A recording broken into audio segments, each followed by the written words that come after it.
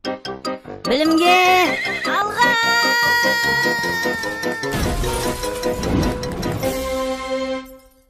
Балақай, ал сен күш атасы Қажымұханның Ұлы Отан соғысы кезінде жасаған ерлігін білесің бе? Сұрапыл соғыс басталып, ел басына күн туған қиын заманда жасы 70-ге келген Қажекең ел аралап өнер көрсетіп, маңдай терме жинаған қыруар қаржысына Сталинге хат жазып, әскери ұшақ жасатқан.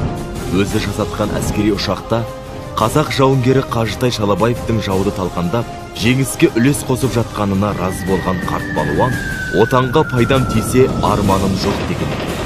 Нағыз патриот деп Қажекең айтты.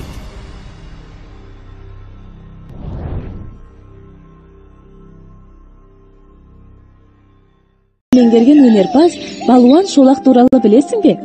Балуан Шолақтың шын аты Нұрмағамбет Баймырзаұлы.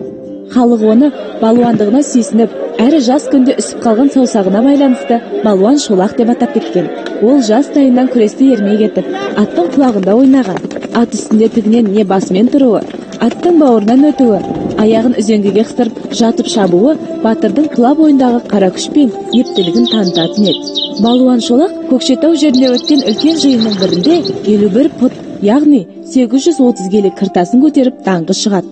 Орыс палуаны Иван Коринді жеңген ерлігі де ел ішіне жайылады.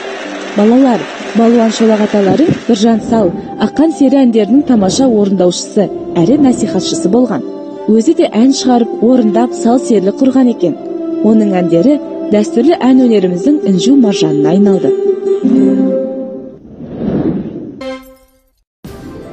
Балалар, Қазақстанда құрылған алғашқы футбол командасында ұлы жазушы атамыз Мұхтар Әуезов ойнағанын сен білесің бе? 1913 жылы Семей қаласында Ласточка, Ярыш, Орлята мен Олимп атты футбол командалар құрылған. Мұхтар Әуезов Ярыш командасының құрамында ойнаған.